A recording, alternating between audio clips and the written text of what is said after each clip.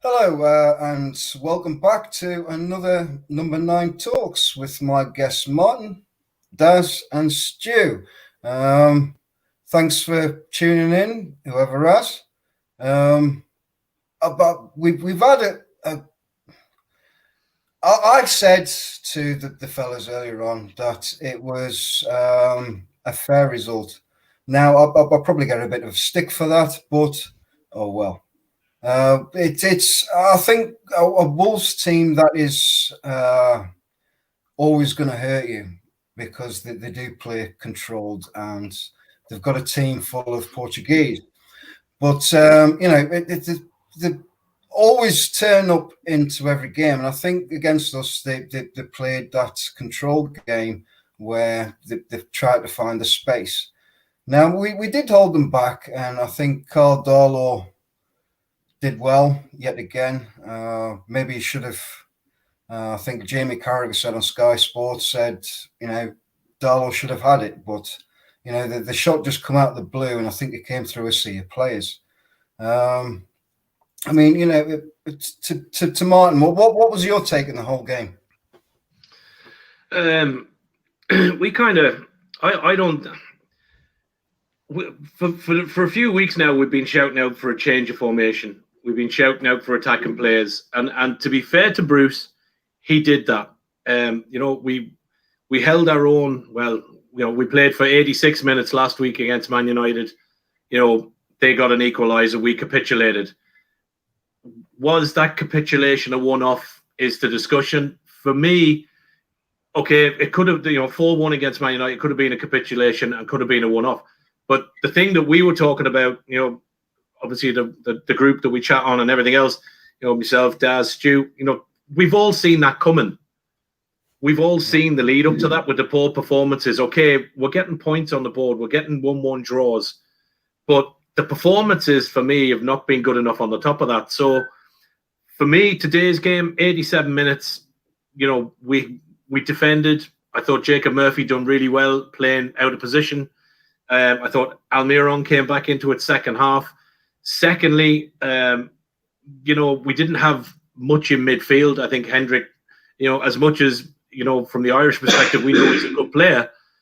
He didn't have anything to do. He couldn't get a hold of the ball tonight. And, Wilson was left up there on his own with no interlinking of the six players that, are our attacking players. Wolves scored. In fairness, a great hit from Jimenez, player that's in form. He's going to do you damage. The piece that gets me with their goal, and I had a rant about this on Steve's show, why did not one Newcastle United player throw a body in front of that? You watch amateur football, you watch Newcastle Blue Star play, you watch Dunstan. You get the ball dropped and bounced twice, and players are just standing in the huddle looking at it. Now, I just expect when you want to get something from a top team, and Wolves are a top team, they're light years ahead of us at the minute, unfortunately. If you want to get something off a team like that, and correct me if I'm wrong, but do you not want to throw body? Oh, his Dom's gone. Daz is in charge because he's got the background. Carry on, me, he's probably waiting for another piss. He has, yeah. You want to see players get stuck in, do you not? Or am I wrong?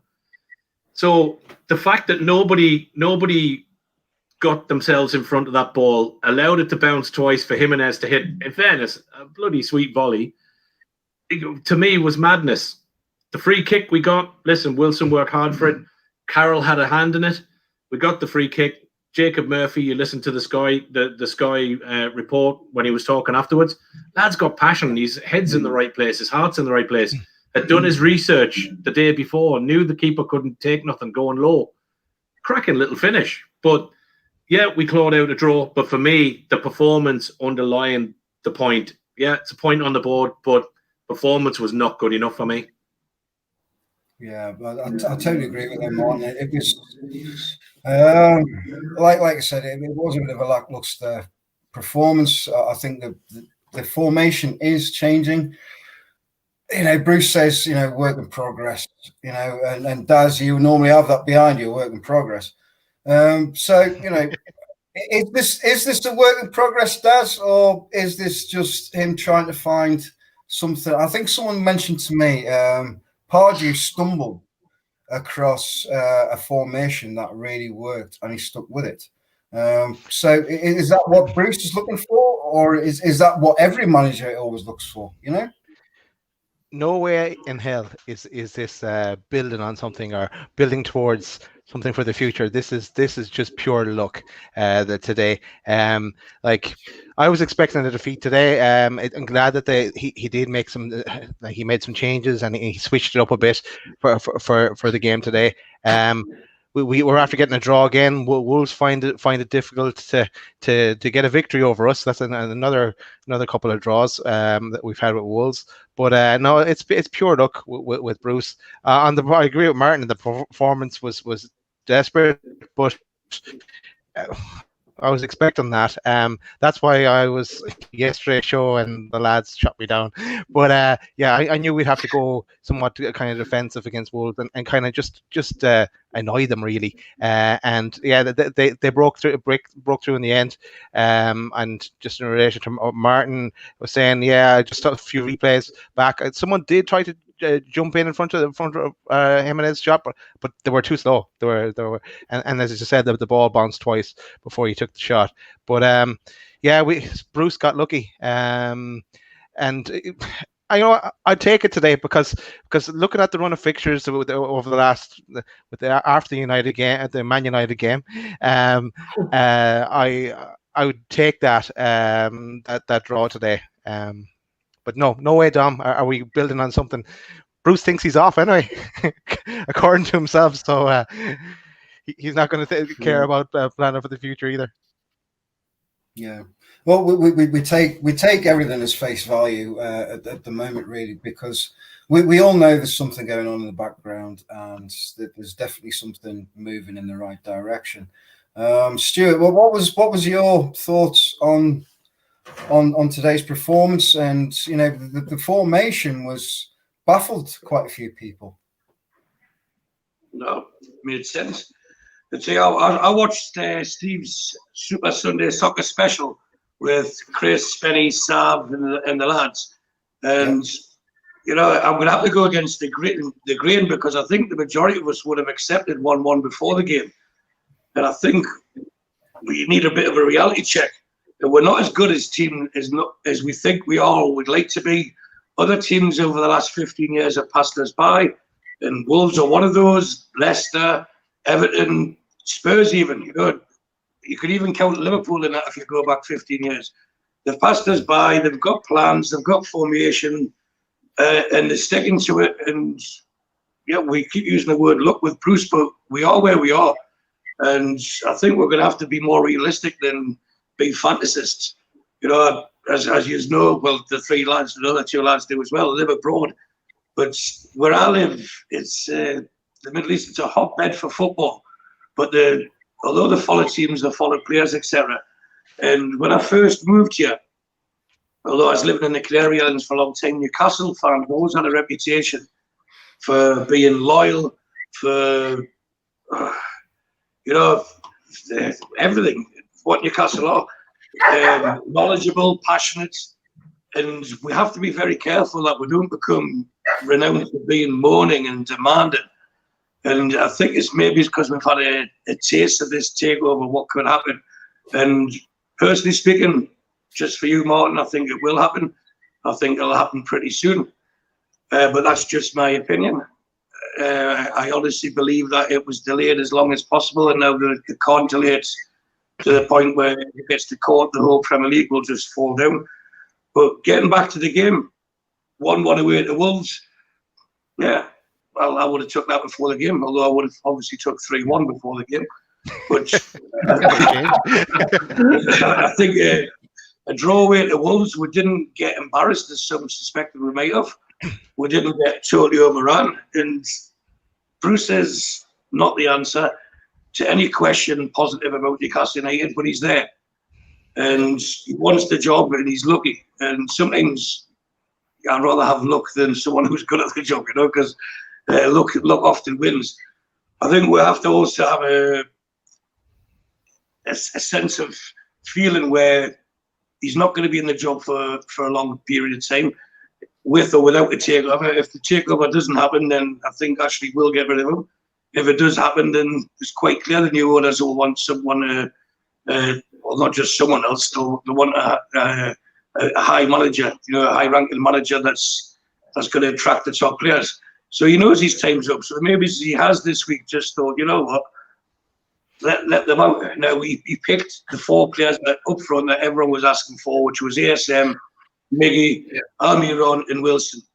Now, sorry, it's his fault that Wolves are slightly better us as a team. It's his fault they're more organised, but this is the first time they've tried that formation. Let them keep trying it.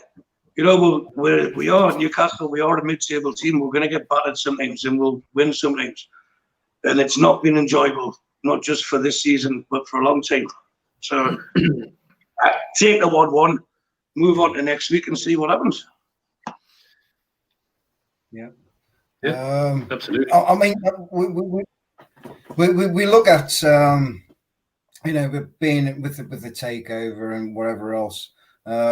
We've had Jamie Rubin messaging, is it Ahmed Benisha or whatever you want to call him from QPR, and mentioning the Rashford thing and saying that Rashford's going to end up at Newcastle. And I think there's some things that are possibly a hint, but some things that is just a complete joke. And sometimes I think saying Rashford would be at Newcastle, Dom. What it was is because he'd left and he complimented Rashford for what he'd done. He's shown the distance between Manchester and Newcastle regarding Rashford. Yeah. So in other words, he was intimating that's where Rubens was going to be in Newcastle, saying it's not far for him to go if he wanted him. It was tongue in cheek. Yeah, definitely. Yeah, definitely. What would be your take, Martin? I don't know. I mean, I've been out of the loop. I mean, as I said on my tweets, I've been ill and not been on Twitter and Facebook, whatever, quite a lot. I mean, I've been dead to the world most of the time. But I have picked up on a few things, and one of these, with Jamie Rubin leaving QPR. Which is strange because it was brought up as being a nod to QPR, for being a gentleman. But if that was the case, then he would have done that back in March, April, May, couldn't he? Really? I mean, what would be your take, Martin? Look, I think Stewart's right. I think something's definitely going to happen. Again, we spoke about it on the show today. When it first broke, and myself and the likes of Daz, kind of got onto these shows, and we met up with the likes of Stewart and Mitch and Hasty and the rest of the lads. You started to really get in depth with it, and I think from my perspective, I kind of let myself get into a little bit of a dreamland where you didn't want the best players. Obviously, if you get the money, of course, you want the best players in the world. But I think Stu's right. I want a Newcastle team that just competes. That has the pride in the shirt. That we'll go out there and we might get a battering off City, or we might get that off Liverpool or off Spurs, or look, Jesus, we could go and it could happen against Southampton, and we could go down the other way and beat Spurs. So. Newcastle for me, we've always been, last few seasons for me, we've been unpredictable.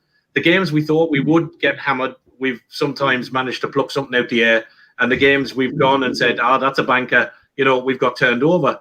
I agree with Stu, would I've taken the 1-1 today? Absolutely. Take a point, get it on the board.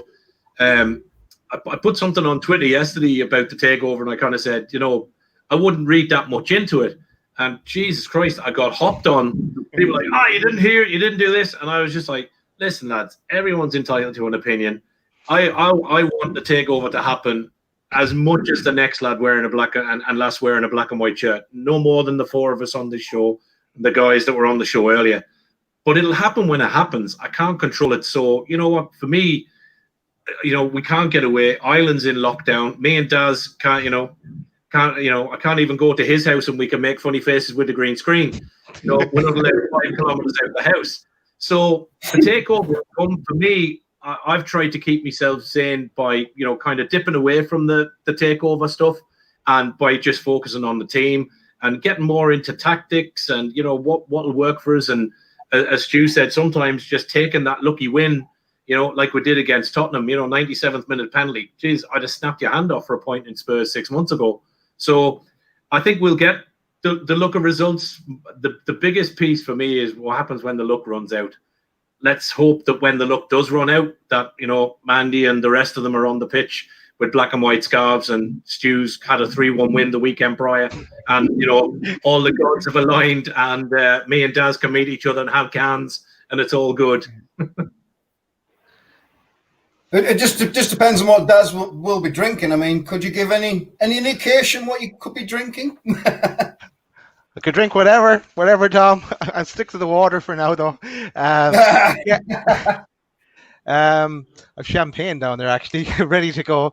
I'm going to answer the question as well, Dom, if you don't mind. And I'm going to link it back to because I played it back there recently. It was the first show that we did with Steve Wraith, and myself and Martin were on it.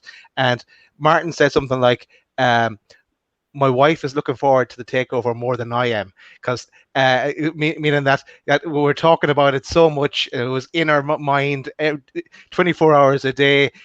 Couldn't get away from it. It was all we're dreaming out, who we're going to sign, who's going to be our manager, blah blah blah, all the fantasy stuff.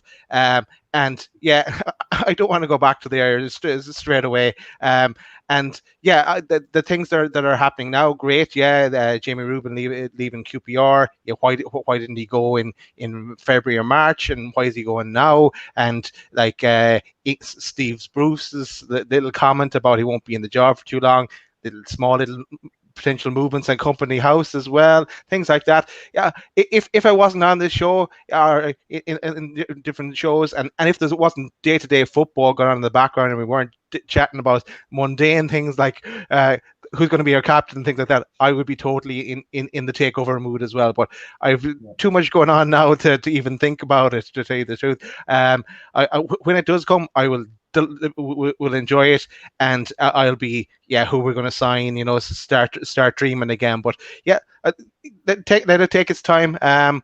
We have games coming up thick and fast in the meantime.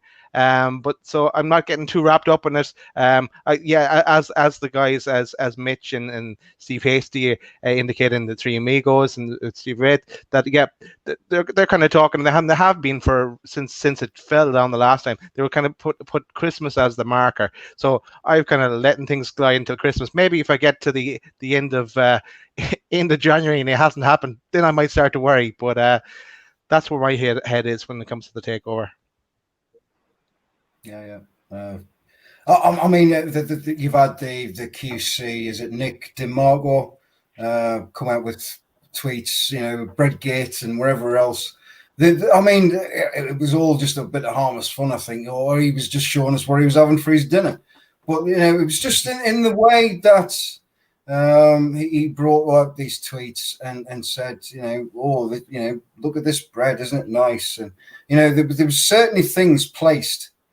Like there was a packet of tomatoes or something like that had the October the 31st on it, and then you had the Guinness and the Newcastle Brown Ale, and it's. I mean, we jump on quite a bit as fans because we're all wanting to be taken more seriously as a football club.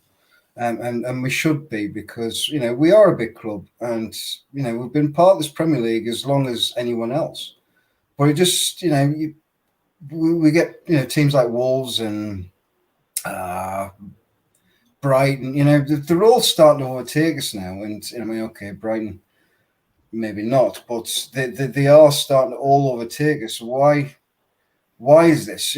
We've got a fantastic stadium which needs a bit more of a lick of paint, but we've got an even better fan base, and if you show us as fans the dedication that we show the club, then you're onto a winner, because you will always make money.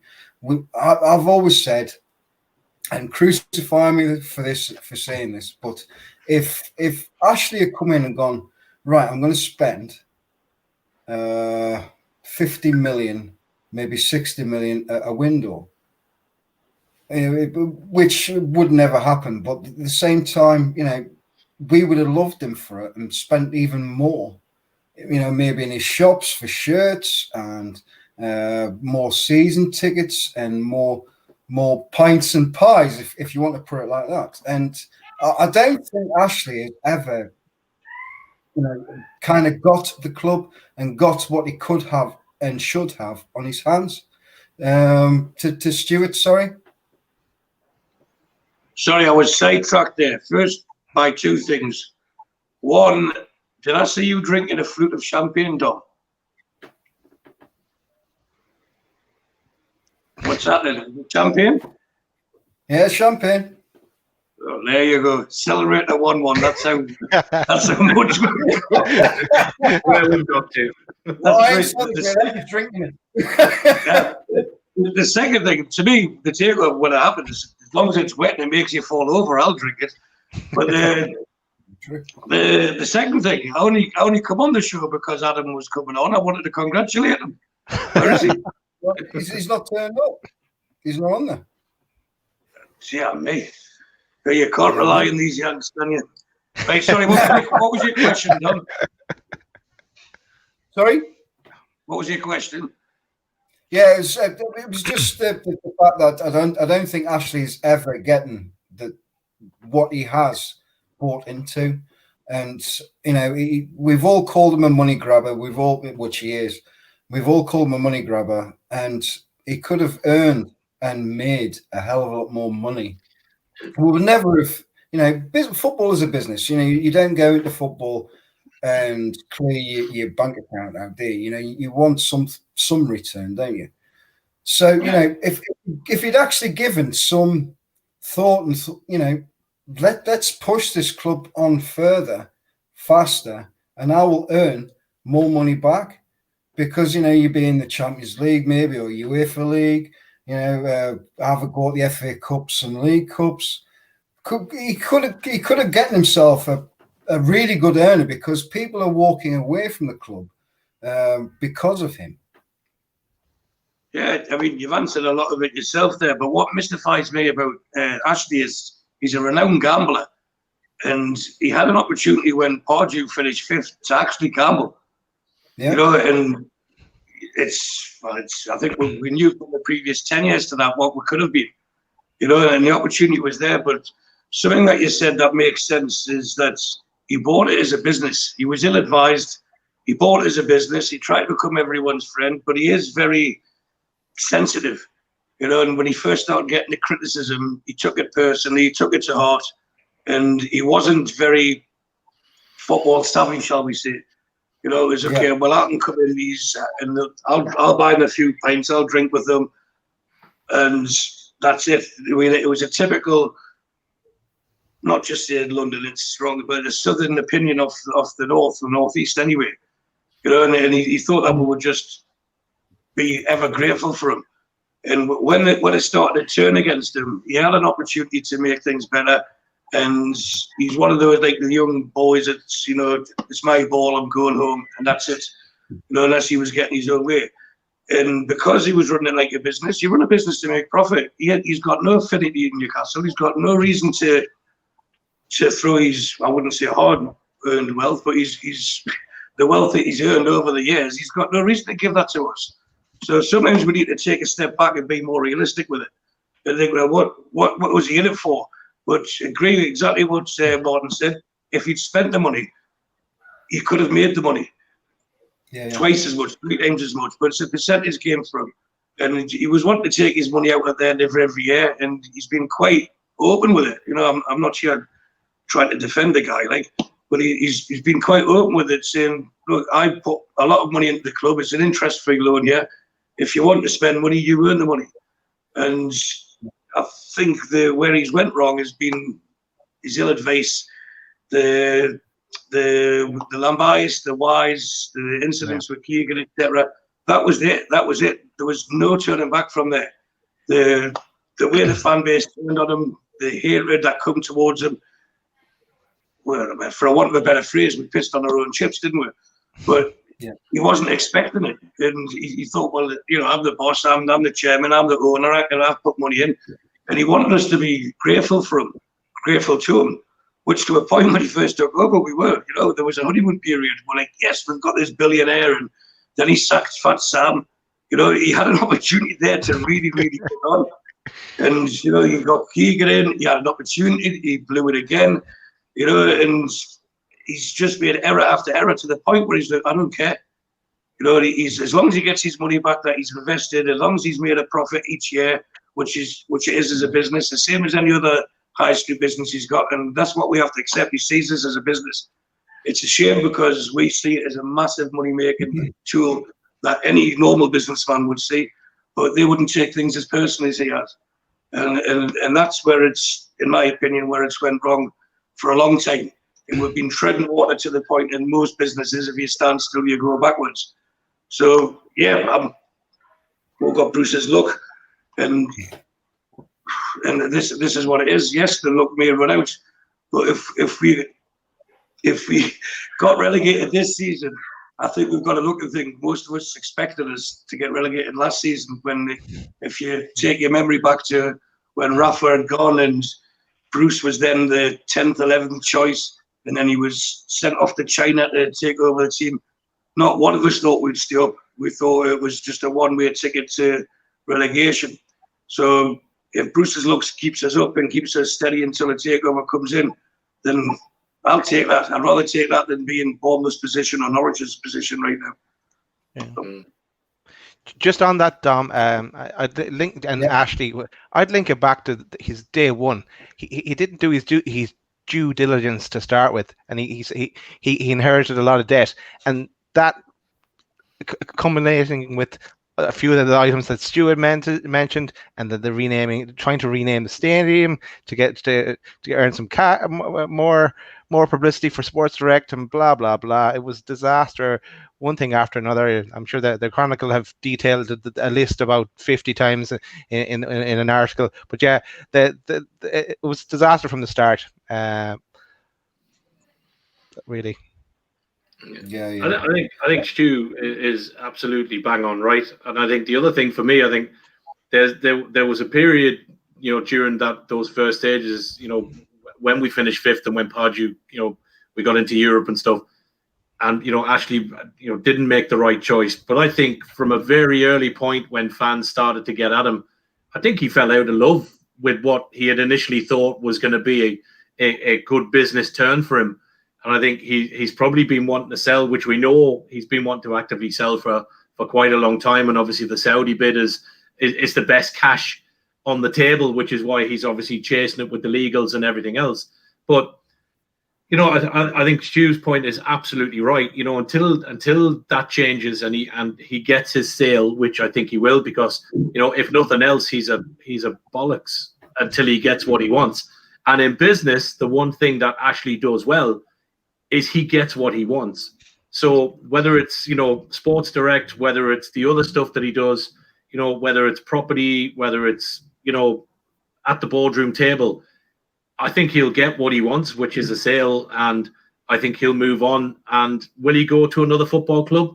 I doubt it. I think he wants to use the money and grow his retail empire where he's, that's like his honey blanket, for want of a better word. That's what keeps him, that's his soother, keeps him comfy and warm, and he knows what to do with it. And, Dom, Stu's absolutely right. He was probably sold a bit of a pup, and thought that some of the things he could do. He's, we're a passionate, noisy fan base. We speak up, we tell you when it's wrong, we'll shout when we don't like it. We'll give you opinion, and I don't think, his personage, as much as he shuts shop and doesn't communicate, he doesn't like that.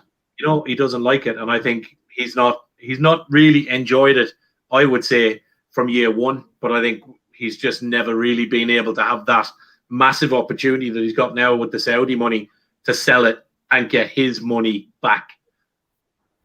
Yeah. Like what could have been, isn't it? Yeah, it is. Yeah, but again, it's those he made those decisions, like you said, renaming the stadium, as Daz said. Bringing Shearer in and getting rid of him. He did all of that stuff, and all it did was, when we were already pissed off, it threw more fuel onto the fire. And look, you lads know yourself. Once you burn the fan base, for any owner, there's no going back. No going back. Yeah, true. Just a question here from Nathan. In your opinion, lads, what is missing from the picture to turn this mediocre team into one that can move up the table? I think midfield is a major problem. There's nothing, no one that can be the go-between. The playing out from the back to moving it into an attack, and that's my thought. What would be your take on it, Martin? Again, we've chatted about this numerous times. There's a couple of things for me. I think we've got some great attacking players. I think on our day we've got some good defensive players. The area there's two things for me really, really lacking, and Nathan made a point of that on one of the chats today. We need to go out at some point in a window, and we need to buy a captain for the team. I don't think Lascelles is it at the moment. I think when he was under Rafa, and Rafa had him by the hand, and we were coached at a different level, I think we saw the best out of Lascelles. I think he's regressed massively in the last 18 months, and I've been a very noisy advocate of not wanting Lascelles as captain. I said it again on today's show. I'd like to see it changed. I touted Wilson as a possibility. We spoke about Hayden. So I think we're really struggling for a leader on the pitch. We seen today with Bruce shouting stuff. Daz made a point. Hendrick seemed to be getting instruction, was turning to the other players going, what the hell? What am I doing here? What am I meant to be doing? So I think we need a leader. And I think the other thing with, it's obvious to everybody, is we need a proper ball-winning terrier-like midfield, like a Batty or, a Roy Keane, David McCreary, somebody that's not afraid to put the foot in, win the ball back and set us up. On top of that ball winner, you then need somebody that's creative, that can play a 10-yard pass to a 30-yard pass, but can link the two between the midfield, the ball winner, the defense, and on to attack with the 5, 6 offensive players we've got. We're missing those 2-3 bits in the middle of the pitch for me. And the last two matches, you look at it, every time we've come up against a team, as much as the luck is running, to be fair to Stu's point, we've got such a big gap between defence and midfield. There's so much room for teams to play in amongst us. It's frightening at times. So to get up the table, to answer Nate's question, I think we need to get ourselves a proper captain. We need a ball-winning midfielder, a real terrier, and we need a creative player, somebody with vision and creativity. And I think we're lacking those things at the minute. Yeah. I completely agree. But accentuate that on what Martin just said. Would you have any players in mind, or would you be waiting around for a takeover, maybe? Yeah. Just no one the chap Nathan that asked the question. The answer is not Troy Deeney, Nathan. Yeah.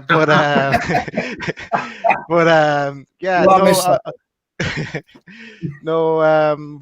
For me, you could answer this question in a million ways, really. But if we were just to exclude the takeover and exclude the good things we have, the few good things we have, if we could change something now, it would be midfield for me as well. It only became really apparent in, was it the Brighton game to me? I was thinking, okay, we need another right back. We need that second striker. But then I was, the midfield was the gapingly obvious. And I like Hayden, so I'm not gonna. He's not the one I would change. It's that position where Shelby's in. and that's the position I'd focus on. And yeah, I we touched on today on the captain. If we could bring someone in that in that position that could be a captain, a leader for us, all the better. But I don't have names in mind, and I haven't really. This goes back to the takeover and the fantasy thoughts. I haven't really thought about players that could come into those positions because it's not going to happen. Maybe I'll think about it again in January. Maybe some little pot of money will be there.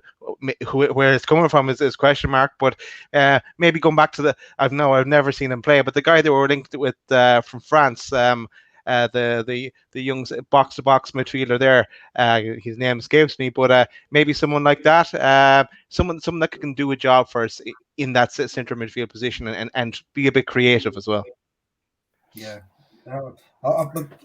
You look at it as one way or the other. I mean, you can only speculate. I mean, to you, Stu. I mean, we looked at players like Barkley and the fellow that's from Chelsea. What's his name?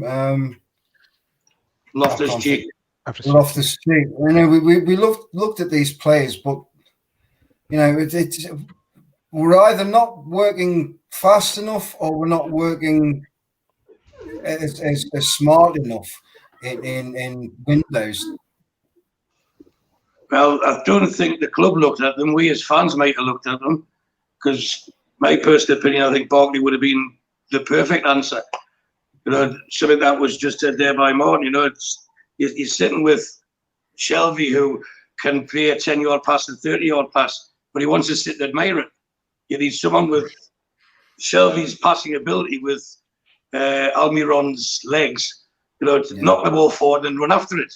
Get up there and support them, because he wants to sit back. We've got a hold midfielder in Hayden with the normal role that they play, normal team formation to play. Shelvey wants to sit back. I hate this quarterback role, but he wants to sit back and spray the ball everywhere and admire himself for doing it. But he's sitting on top of the toes of the centre halves. So there's a gap between there and the forward line of 30, 40 yards that as soon as they gets knocked up, the header gets back down, they just come and run at you. And it's something that this team has never done under Steve Bruce, is been able to close people down. I was told at school, you close the opposition down. They pass the ball quicker than they want to pass it, you force them into mistakes. So I think it's irrelevant on who would we want, and because any progressive player, any player with ambition, they wouldn't want to come to Newcastle in this current regime. They really wouldn't. So until a takeover happens, then we're just going to have to sit and accept this is it. I've seen worse teams. I've seen worse players. We mentioned Dave McCreary before. I've seen him play in some terrible teams, week in, week out. But you know what? Every one of them, to a man, got what Newcastle meant and actually tried. There's players that become, I'm careful how I pronounce this, cult heroes. Your Ray Ransons, Kevin Dillon even, because they were graft. Neil MacDonald, right back, never a good player. But because he was trying, would support him, he actually got a decent move to Everton. So we can sit and debate all night, all week, all month, all year, who we would like. But this isn't fantasy football, this is the Premier League. And until the Premier League start playing ball with us, well, we're not going to be able to attract any players. Because me at the moment, I wouldn't want to sign for Newcastle if I was a young player with potential. What was the point? Hey, just before I go, Dom, because I've got to leave. Yeah, it's fine, mate. I've got a trip in the morning. There's something that I want to mention regarding Almiron, and it probably summarises up where Newcastle under Steve Bruce, to be fair. But I remember his first game. I was watching it with Mitch. His first game was against Huddersfield, and if you remember, when he burst through and he skipped past the defender, and then he took a shot and it hit the post. Yeah. And, we're all willing to in and hit the post and come out. But it was like a breath of fresh air, and it was the piece of the jigsaw that Rafa wanted just to finish that season strong, because we started that season terribly. And so if we're looking for a piece of this jigsaw, then use Ross Barkley. But back to Miggy, he had pace, he had verve, he had attacking intent, and that lasted for the rest of that season. I wouldn't say we'll become swashbuckling or anything like that, but we could actually relate to the Newcastle that we wanted. They played with pride, they were defensively organised, and when they attacked with intent, and that's what we wanted. But I purposely watched Almiron today, and his role under Steve Bruce isn't the same. You should. It's easy from the sideline sitting coaching, but we're all TV or experts on with armchair experts. But wouldn't you just say, if you were Steve Bruce, sit the players down and make them feel like they want to play for you? What's your preferred role? Make them feel a bit taller than what they are. But I think looking at him today, and I did watch him constantly, he's been brought into the team to be a workhorse. And it's to nullify the opponents rather than expedite his own strengths. And what's the most telling factor? His smile's gone. He was smiling all the time. He's not smiling anymore. He's doing the job because he's a professional. But to me, if he got an offer of his agent, I wouldn't be surprised if the agent's sniffing around to get him moved out in January, unless this takeover happens before then, which again, I think it will. So on that note, gentlemen, I will bid you a fair evening. Well, lovely to see you. Safe trip tomorrow. And I'll watch it on playback tomorrow or something. That's if I get out. That's if I get out to Saudi embassy. Keep that by my phone on, lad. Stay safe, Stu. Okay, lads. Good luck. Yes. See you later. Thank you, there, Stewart, for being on show. Gentlemen, as always. Just to accentuate on what Stewart just said, it is sad to see. With Miggy, the way he is. When he first come to the club, even if he wasn't doing very well, he was smiling, and now it's just kind of he's not lost the drive. I just think he's lost the will to be in that team and to be helping out. But a happy player is a good player, but it's up to Bruce. He talks about his some people talk about his good man management, but you can't have everything your own way all the time. You are going to be dropped and do this and do that. It's the meaning of football. But as I said just now, you've got to keep everyone happy and keep everyone firing in the same way. To you, Martin.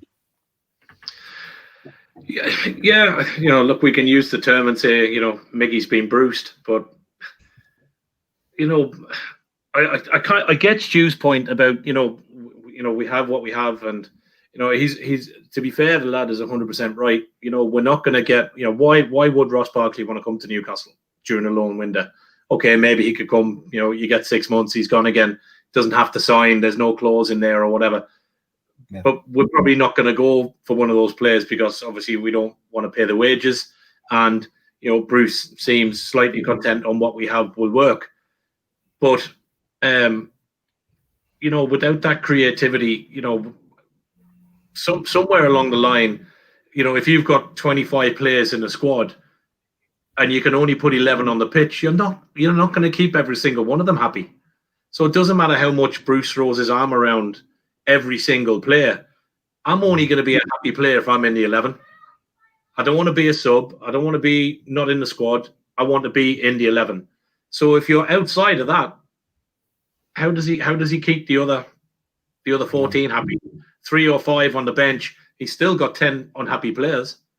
So, focus on that 15 or 16 that you believe are that core piece, that core team that, without having the takeover at the moment, without having the funding, without having additional for wages, that can get us up the league. And okay, we want to get to 40 points.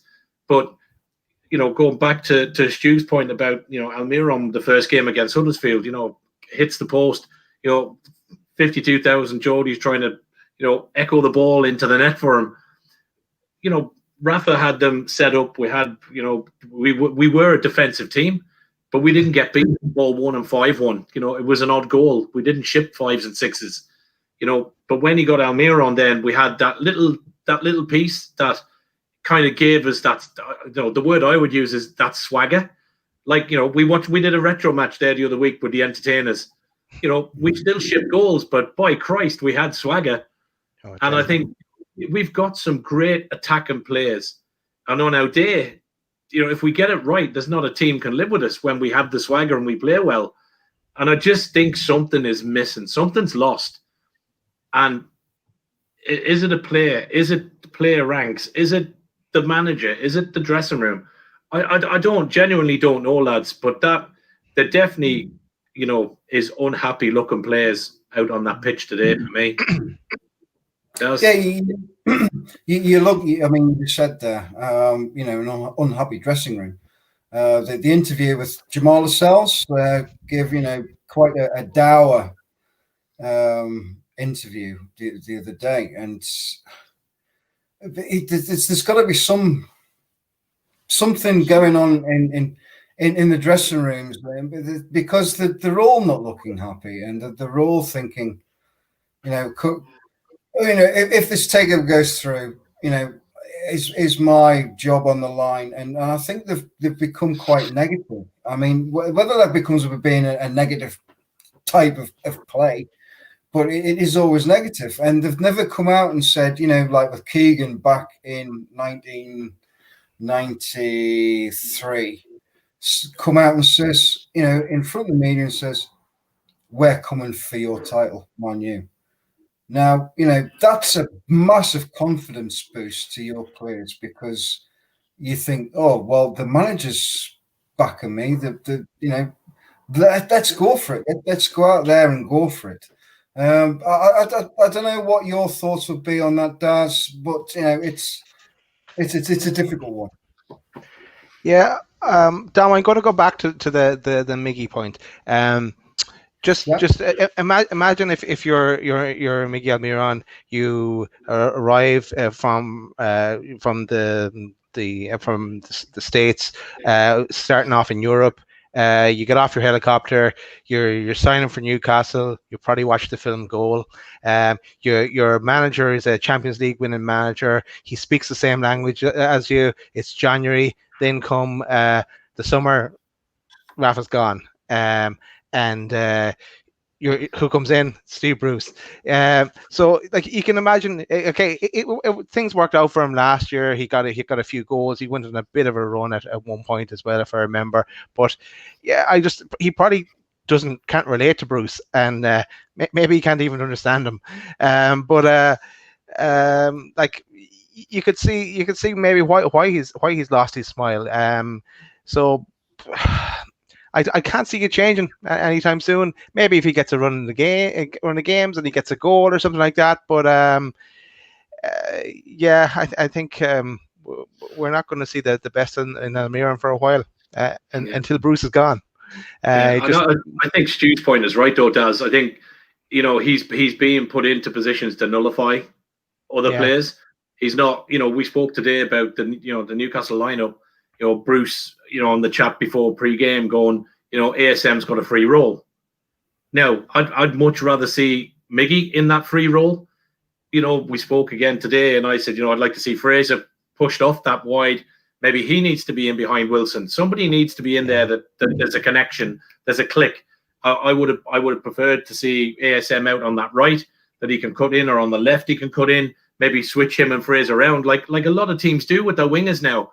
They're kind of they're utility wingers that they can swap in game, and we don't seem to do that. And whether you're letting those two swap, or maybe it's ASM and Almiron and Fraser pulling in, or that you've got that kind of quad of players who are able to shift and swap that keeps the defensive that keeps the other team's defense guessing and going, geez, hang on a minute, Fraser was here a second ago. Now I've got Miggy. Like what? What am I? Who's marking who? And I think, we miss that. I think, I don't think we change up, in game. I'd agree with you, Martin. And I think in our worldwide show yesterday with Steve, he asked the question about playing the four of them: Wilson, ASM, Fraser, and Almiron. And my answer was I wouldn't play them all four of them against Wolves, but we did today.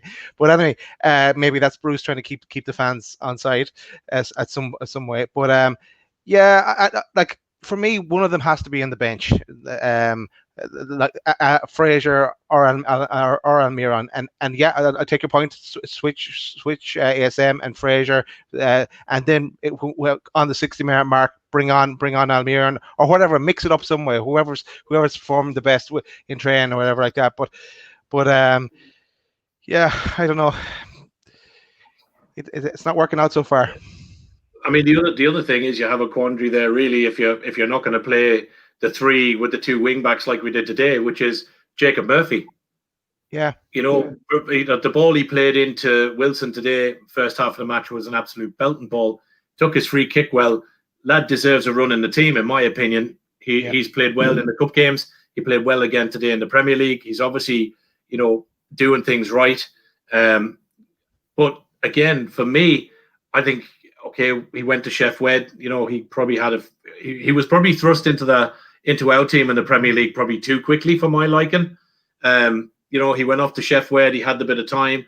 He came back. He looks a bit more sturdy. He looks a bit more able for himself.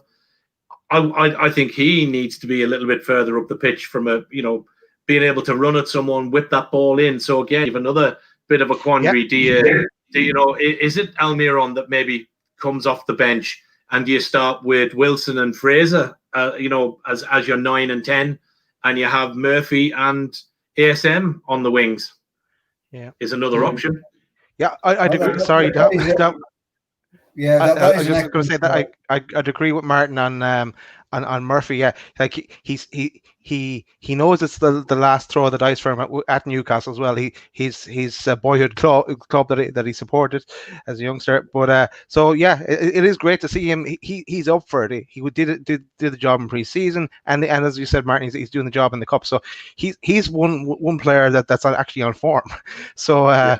So yeah, it'd be interesting to see if he moves him from that kind of right wing back kind of role now further up the pitch. I think he's going to stick with it, stick with something similar for Everton. 'Cause he needed to change something to bring into these run of difficult games that we have. He may tweak it some way, but I could see maybe Murphy staying there now in that right wing back position. Yeah. Sorry, Dom. But the thing that's going to change that is if Hayden comes back or Shelby. Because he's finished. Yeah. He's finished. Or Hayden, he's going to change that up slightly, and probably he could revert back to a. Yeah. No. Yeah. I want Hayden back. Yeah. So it is tricky. Yeah, it is. I think Hayden is very much. I mean, not in the same caliber, but very much a bit like Czech Tiote. Just someone that in there to break up play, and then just to pass it off, nicely and simple. Rather than someone lunging in, trying to get a tackle in where they can, and then trying to get the 30-yard ball, 20-yard ball. I think Hayden does that job very well. He breaks up that play. Yeah. The problem is though he's given it to Shelby when Shelby's in the team, who, as Stu said, is playing the quarterback role and spraying the 30-yard pass and looking at himself instead of that lack of connection between the attack then is missing still. And that was brilliant, absolutely brilliant in the championship. Like he dominated the championship. He set up so many goals for Gael in that season in the championship. But I forgot what I was going to say. Frazzled. You've been on all day. Yeah. What I would say then, just to cut this off, we've got Everton next. So what would be your results or your thoughts for the next game? I think we've got a decent run, a fairly rough run of fixtures. I think the next 5-6 games, Everton, out of form, out of sorts today. I think we were kind of expecting, looking at the fantasy football during the week, those that had Rodriguez in the fantasy football. I didn't take him out purely because I was had things on during the week and forgot all about it. But he didn't look He didn't look himself today when I watched the game. Southampton turned up and did them over. I think Calvert-Lewin will be a threat against our defence. He's good in the air. He's strong. He's on form. Rodriguez can play a ball. Rodriguez is that playmaker, gets a ball, can swing it left or right, drifts in and out. For me, again, maybe Bruce's local ride, a draw, maybe, but I would fancy an Everton win if I was being realistic. Yeah. So 1-1. I'll go 1-1, but yeah, I think it'll be tough. Yeah, Daz? And for me, I'd be thinking it exactly the same way I was thinking for the Wolves game. I'd be looking at kind of going for a defensive. It worked for him today. It wasn't pretty, but he got a result. He's going to go with something similar, maybe mix up the personnel a bit. But for me, yeah, as Martin said, Everton is strong all over the park except one position. What's that position? The keeper. Yeah, Pickford. He's suspect to me, and he's. Did it finish 2-0 today? It was 2-0 when I saw it against Southampton. Yeah, it finished 2-0. Yeah. So there's always no, I don't know. Don't know about the goals today, but there's always a mistake in Pickford. That's something but he will be up for it. He's playing when he plays Newcastle. He's up for it. And we don't have the fans in the stadium to get on his back, get in his head. But I'd like to see a mistake from him. But I'm gonna go for. It was lucky for me today. We got the 1-1 draw, so I'm gonna go a 2-1 defeat again, in the hope that means that we'll get at least a draw. 1-1 draw. I'm quite quietly 1-0 to Newcastle. I think it might be another Pickford fuck up. That's the technical term for it. Yes, there's one there. Yeah. But it is what it is, and we move on. So anyway, guys, I'm going to cut it off here because I'm nodding off myself. So thanks very much for your time, and thanks for coming on. And I'll see you. No problem, Dom. Cheers, mate. Dom. Thanks, mate. Thanks for having us. See you, lads. Bye. Bye. See you, lads. See you, Martin. See you, Dom.